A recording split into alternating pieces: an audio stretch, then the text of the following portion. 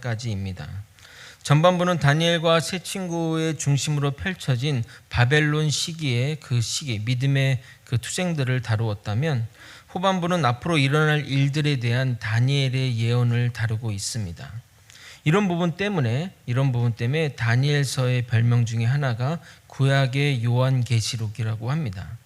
예언의 내용들이 비유와 상징들이 참 많이 있기 때문에 주일 설교 때 하는 것보다 다른 예배 때 좀 편한 시간에 얘기하는 것이 좋기 때문에 다른 예배 때 그 후반부는 이야기를 나눠보도록 하겠습니다.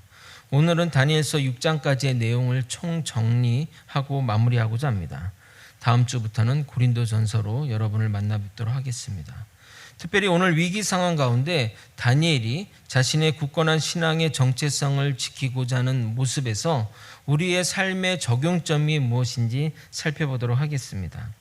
먼저 다니엘서를 통해 우리가 반드시 알아야 할 내용들을 크게 정리 한번 해보도록 하겠습니다.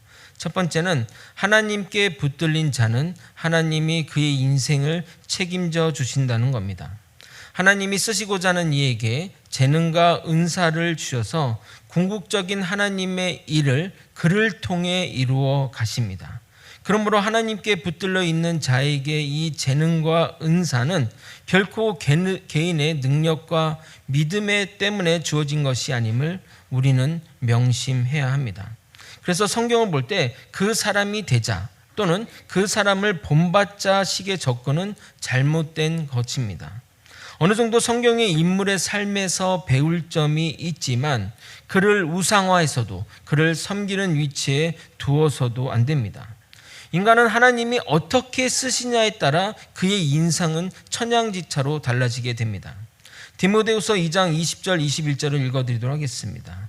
큰 집에는 금그릇과 은그릇뿐 아니라 나무그릇과 질그릇도 있어 귀하게 쓰는 것도 있고 천하게 쓰는 것도 있나니, 그러므로 누구든지 이러한 것에서 자기를 깨끗하게 하면 귀히 쓰는 그릇이 되어 거룩하고 주인의 쓰심에 합당하며 모든 선한 일에 준비함이 되리라.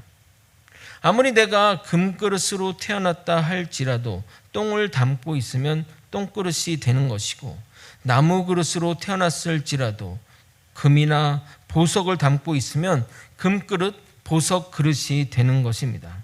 세상은 그의 출신 배경을 따라 금수저, 흙수저라고 구분합니다. 물론 금수저로 태어난 것이 성공하는 데 유리해 보입니다. 그러나 그들의 인생이 어떤 삶을 사는지는 끝까지 추적해 보아야 하며, 정말 그들이 행복하고 후회 없는 삶을 사는지도 확인해 보아야 합니다. 저는 대기업 후계자들, 2세, 3세들의 어떤 일탈들과 유명한 연예인들의 공황장애, 우울증, 불면증, 그리고 심지어 그들이 자살률이 일반인보다 4배나 높다는 통계가 그들이 행복하지 않음을 보여주는 지표라 생각합니다. 그러나 하나님께 붙들린 자는 분명히 하나님이 그의 인생을 책임져 주십니다. 다니엘서가 그것을 보여주고 있습니다. 다니엘과 세 친구는 나라를 잃고 바벨론의 포로로 끌려온 자들입니다. 가족과 친구들과 강제로 헤어져 바벨론의 종교와 문화를 강제로 배우며 언어와 이름까지 빼앗겼습니다. 그래서 바벨론의 뜻대로 꼭두각시처럼 살아야 하는 존재들이었습니다. 그러나 하나님은 그들의 위기 때마다 구해주시고 자신의 정체성과 종교를 지킬 수 있도록 지켜주십니다. 저는 그들이 분명 주와 동행하며 행복하고 성령 충만한 삶을 살았다고 확신합니다.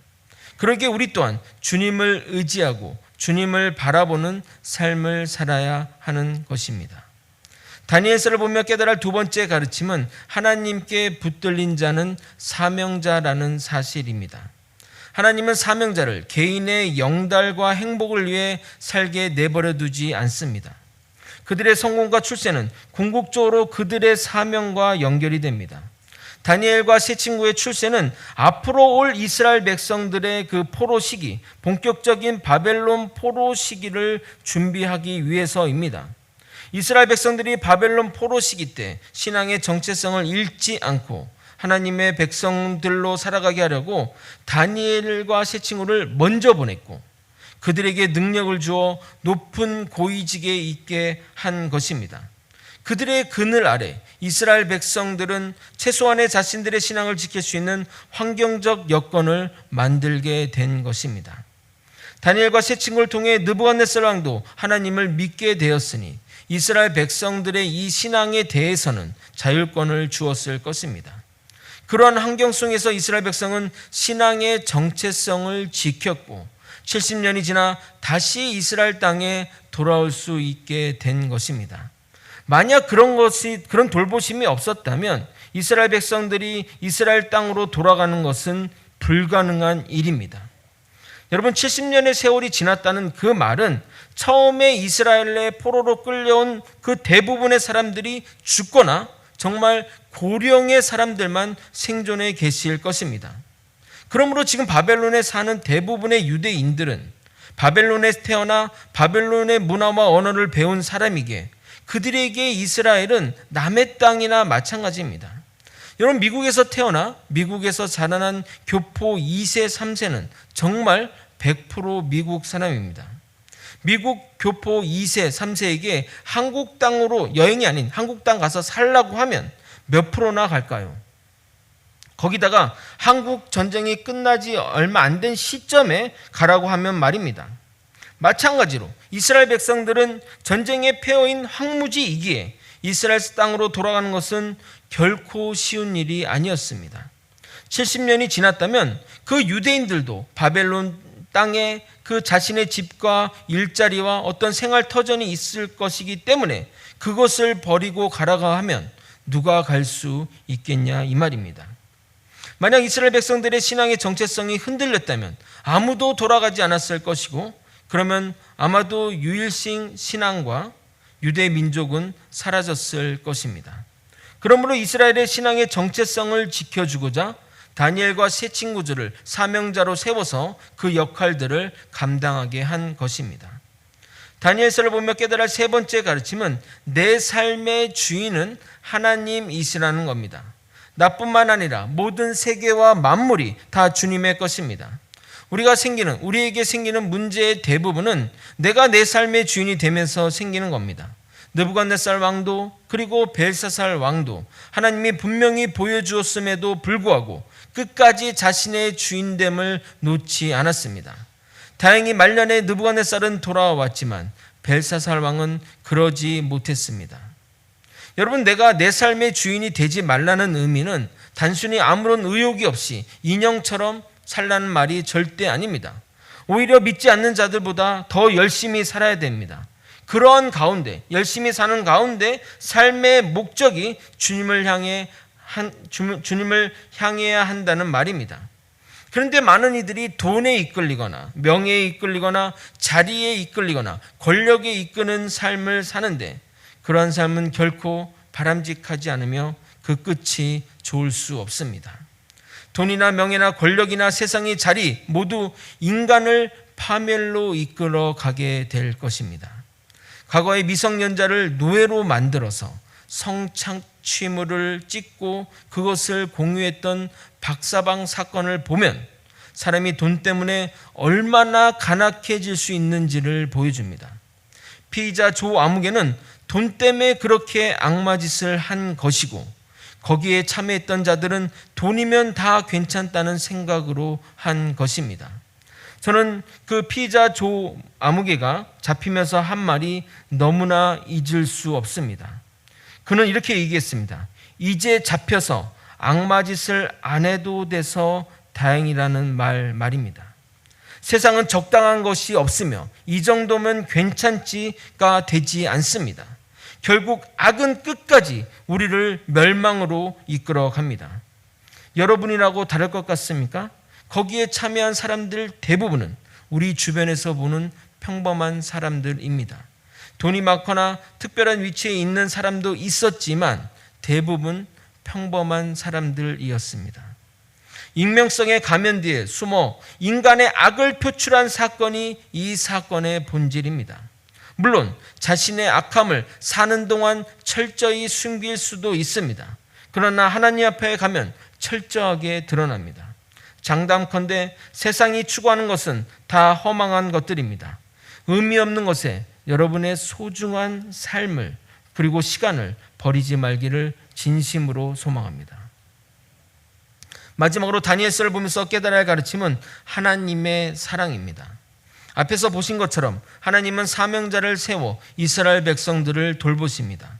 그러나 참 아이러니한 것은 이스라엘을 바벨론의 포로로 보내신 분도 하나님이시라는 겁니다. 물론 타락한 이스라엘에 대한 하나님의 징계이지만 말입니다. 그래서 하나님이 우리를 혼내시러 바벨론에 보내셨는데 그럼에도 우리를 사랑한다는 것이 병 주고 약 주고 하는 것이 아닌지 참 이해하기 힘들 때가 있습니다. 여러분의 이해를 위해 제가 한번 예를 들어 보도록 하겠습니다. 제가 어릴 적에 참 말썽을 자주 부렸습니다. 부모님은 서울에 있는 동네 시장에서 한복과 이불 가게를 하셨는데 평소에 뭐 사 먹게 돈을 달라면은 돈을 잘 안 주셔서 제가 손님 있을 때 돈을 달라면 어머님이 돈을 주는 것을 깨달았습니다. 그래서 그날 이불을 사러 온 손님께 돈을 달라고 했는데 평소와 다르게 돈을 안 주시는 것이었습니다. 그래서 땡깡을 부리며 그 돈을 달라며 그 진열해 놓은 이불을 막 밑으로 내리며 막 끌어 쓰러뜨렸습니다. 밖에 있던 아버지가 이 모습을 보게 되었고 저는 그 아버지에 잡혀 그 시장 중앙 마당에서 정말 메타작을 정신없이 맞았습니다. 울며 불며 잘못했다고 했지만 그날은 제 버릇을 고치겠다는 마음에서인지 절대 용서하지 않고 단호하게 때리셨습니다. 그날 밤잠을 자는데 누가 제 팬티를 내리는 것을 느낄 수 있었습니다. 평소 같았으면 몰랐겠지만 아픈 엉덩이라 느낌이 왔습니다. 아버지가 한숨을 쉬시며 제 엉덩이에 안티프라민을 발라주던 모습이 잊을 수가 없습니다. 그것이 사랑임을 이제는 명확히 알게 되었습니다.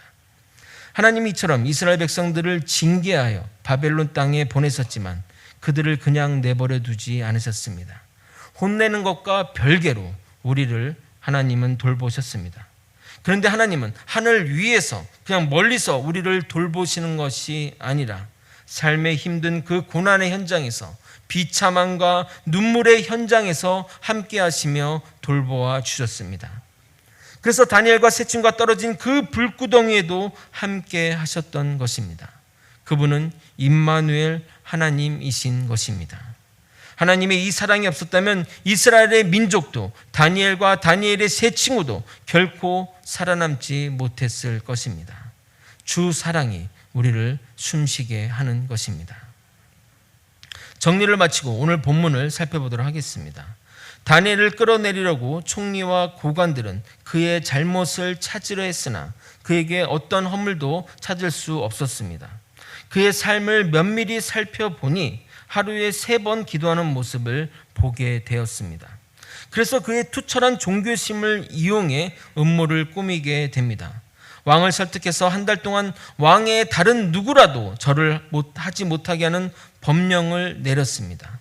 만약 법령을 어기게 되면 굶주린 사자굴에 넣도록 하는 무시무시한 법령이었습니다. 그러나 다니엘은 왕의 법령이 적힌 조서에 왕의 도장이 찍힌 것을 알고도 전에 하던 대로 창문을 열고 예루살렘 성전을 향해 기도하게 됩니다. 그가 이런 믿음의 행동을 할 수 있었던 배경은 매일 습관처럼 주님을 향해 기도했기 때문입니다. 믿음의 도전이 올 때 믿음으로 강하게 반응하려면 평소에 이런 훈련이 되어야만 가능한 것입니다. 여러분, 예수님의 제자를 영어로 뭐라고 하는지 아십니까? 디사이플이라고 합니다. 근데 이 디사이플의 어원은 디시플린, 훈련하다의 어원을 두고 있다는 겁니다. 예수님의 제자는 훈련된 자들만이 될 수 있다는 말입니다. 훈련되지 않으면 결코 예수님을 따르는 자, 예수님의 제자가 될 수 없습니다.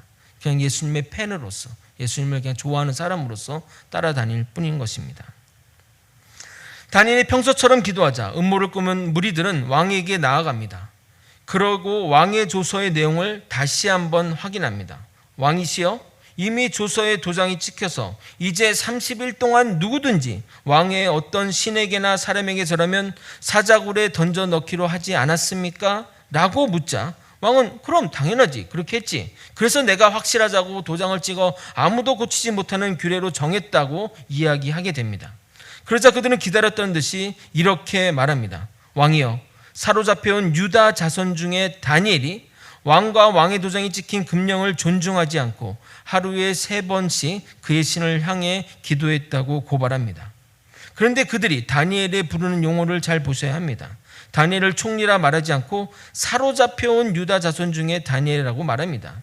언제적 포로 이야기를 아직도 합니까? 지금으로 따지면 매우 인종차별적인 발언이 아닐 수 없습니다. 흑인들 보고 저 아프리카에서 잡아온 노예 아니야? 이렇게 얘기하는 것과 똑같다는 겁니다. 그들은 포로 주제에 자신이 상관이 되어 자신들을 지도하는 다니엘이 못마땅한 것을 이렇게 분명하게 보여주고 있는 것입니다.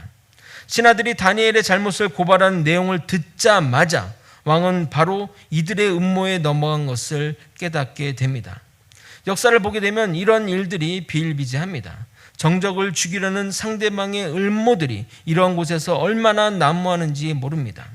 우리나라에도 이런 일이 있었습니다. 광해군 시절에 그의 신복이자 개혁을 주도했던 홍길동전의 저자 허균은 개혁적인 일들을 많이 하다 보니 사람들의 미움을 받게 되었습니다.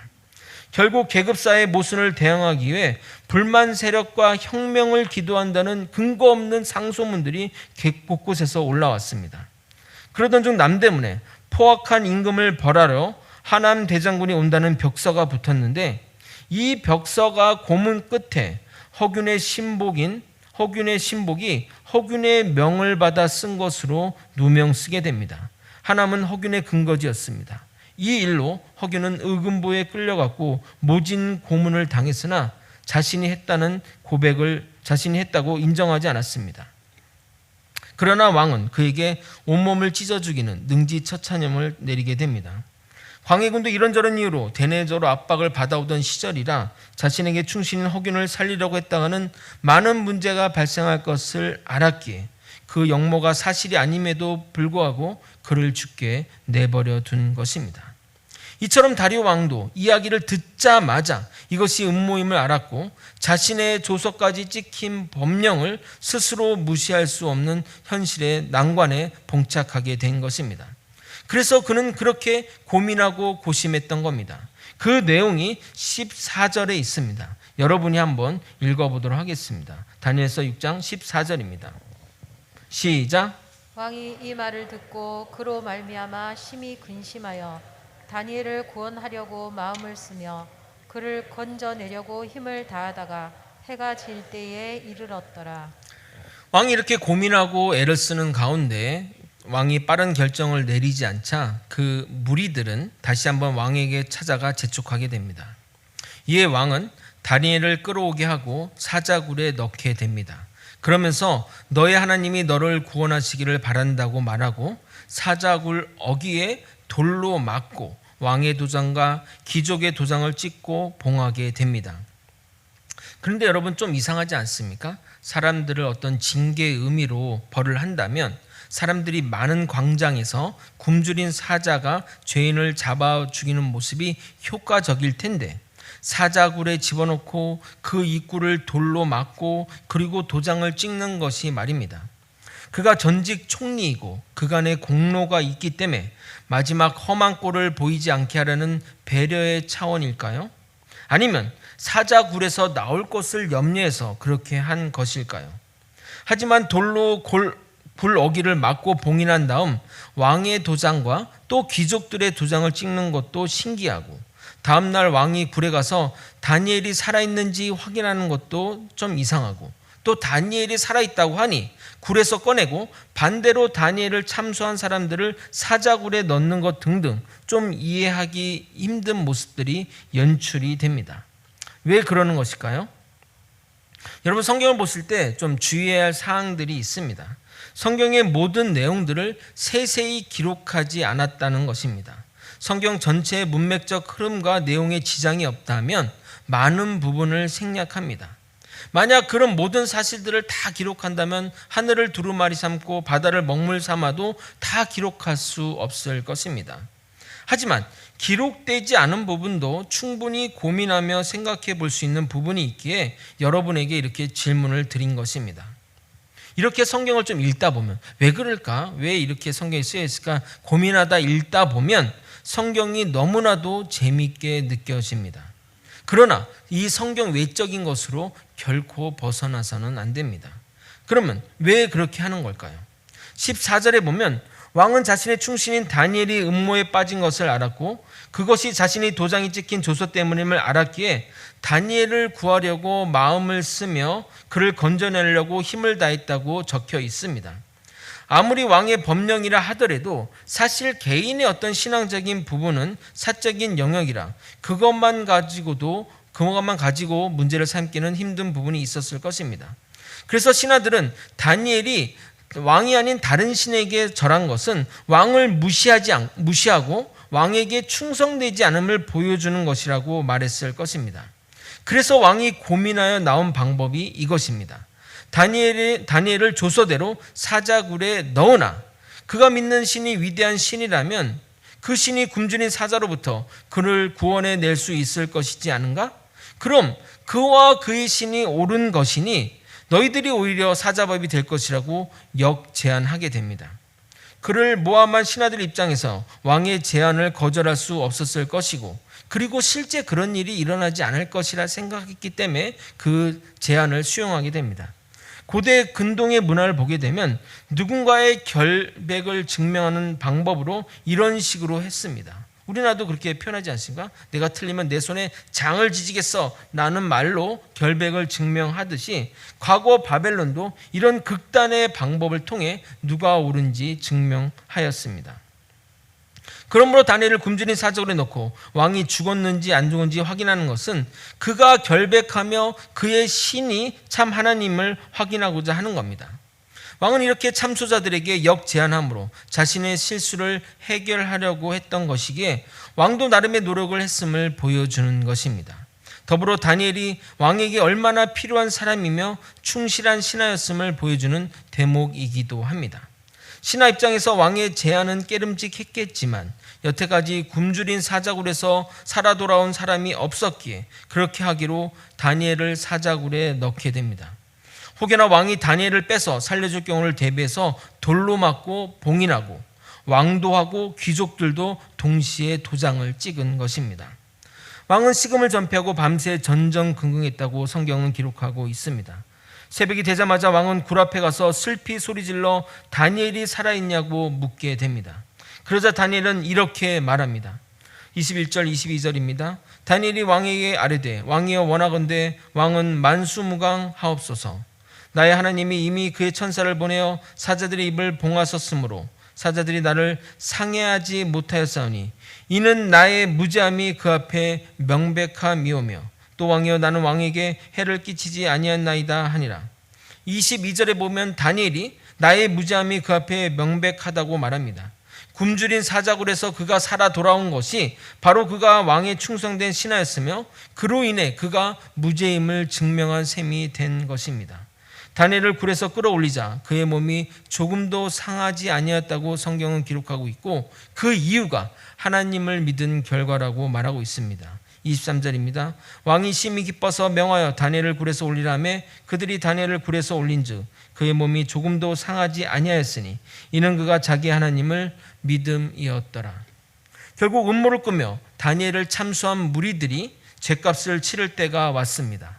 그들은 그들의 부인과 자식까지 사자굴에 던져넣으니 그들이 굴바닥에 닿기도 전에 사자들이 삼켰다고 성경은 기록하고 있습니다.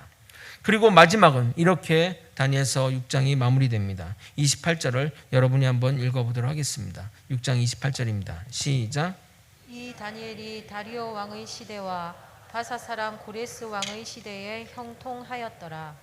다니엘은 다리오 왕을 이어 고레스 왕까지 관직에 거하면서 그의 나이 적어도 80세가 넘어서까지 장수하며 형통한 삶을 살았다고 성경은 말하고 있습니다.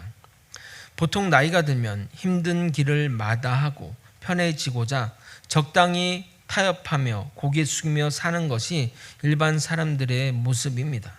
믿음 생활도 마찬가지입니다. 강직하며 철저하게 믿음 생활하던 사람이 나이가 들면 적당하게 믿음 생활하는 모습을 많이 보게 됩니다. 그러나 다니엘은 나이가 들수록 더욱 믿음이 단단해지고 주님을 향한 신뢰가 더욱 강해지는 모습을 보여줍니다. 그는 다리오 왕에게 기도하면 어떻게 되는지 알면서도 전에 하던 대로 당당하게 창문을 열고 기도하는 것은 결코 쉬운 일이 아니었습니다. 그리고 사자굴에 가면서도 어떤 반항도 하지 않고 순순히 끌려갑니다. 결론적으로 다니엘은 죽으면 죽으리라는 그 자세로 하나님께 기도한 것이고 하나님을 믿은 그 믿음이 그를 살리게 된 것입니다. 나이가 들수록 더욱더 주님에 대한 믿음이 강건해지고 있는 모습을 보여주고 있습니다. 그러나 가끔 신앙생활을 오래 하신 분들 중에 이런 타령을 하는 분들을 많이 보게 됩니다. 과거의 첫사랑을 회복해야 되는데 정말 옛날에는 주님을 위해 물불 안 가리고 했는데 지금은 그 첫사랑도 잃고 정으로 믿는 것 같다고 말을 합니다. 저는 그분이 믿음 생활이 분명히 잘못되고 있다고 말씀드리고 싶습니다. 주님을 만나는 날이 다가올수록 더 우리의 믿음이 강해져야 하는 것 아닙니까?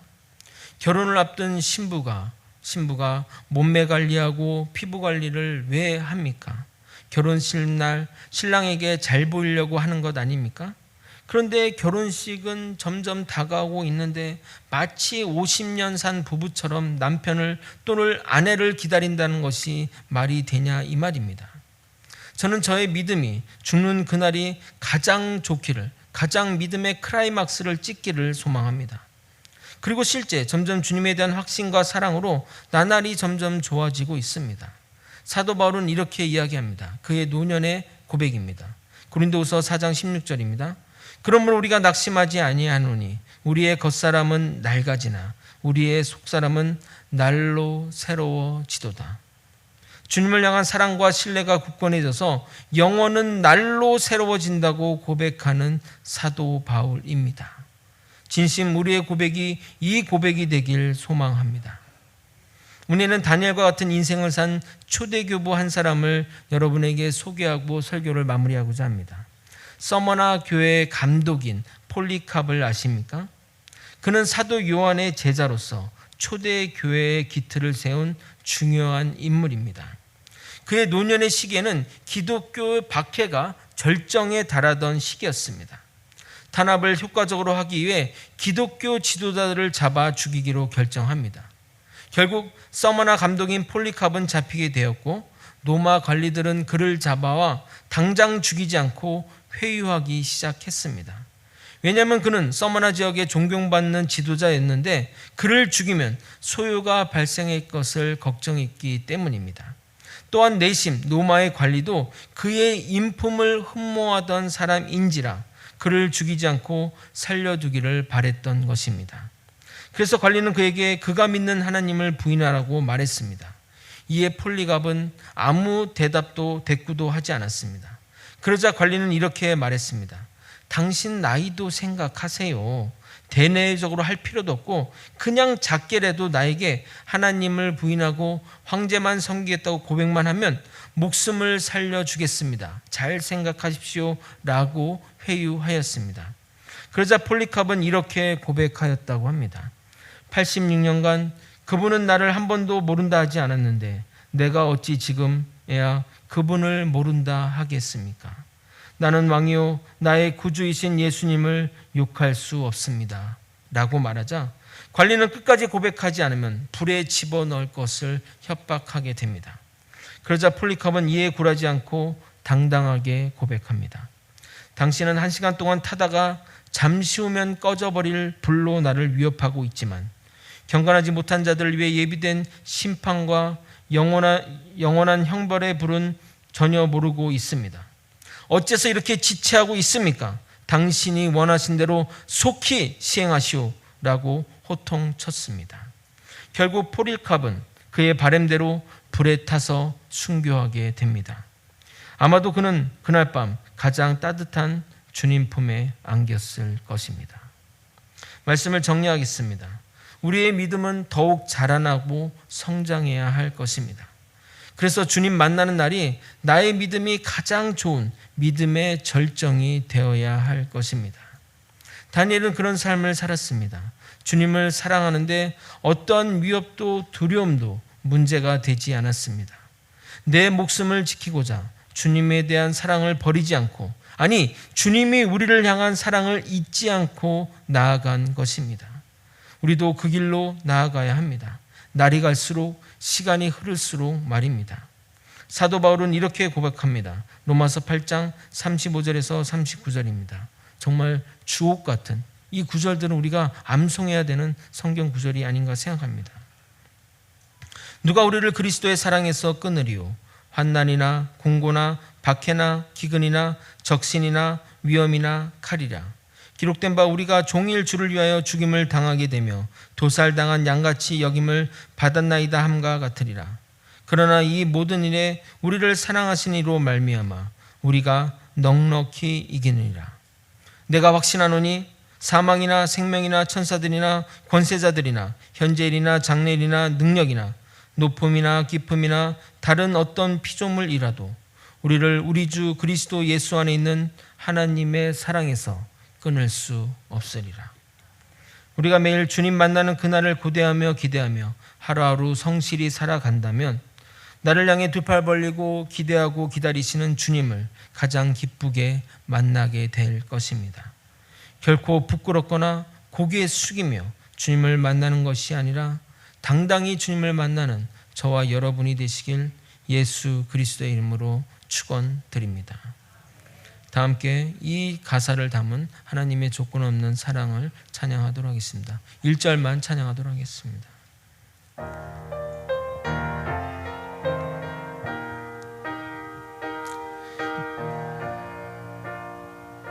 나를 기가 막힌 웅덩이와